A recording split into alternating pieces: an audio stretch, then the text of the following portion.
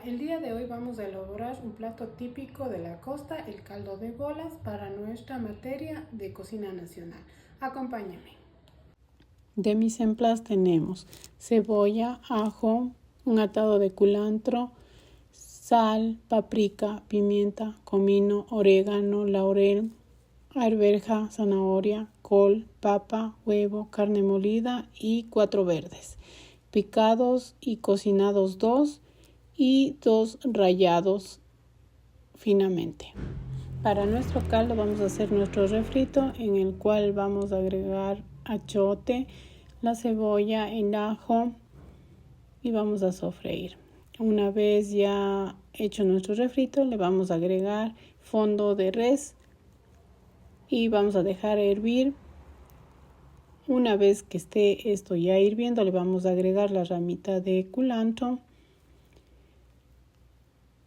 y después el resto de ingredientes como la col, la papa, para que esto se cocine mientras hacemos el refrito, que va a ser para nuestro relleno de las bolas de verde.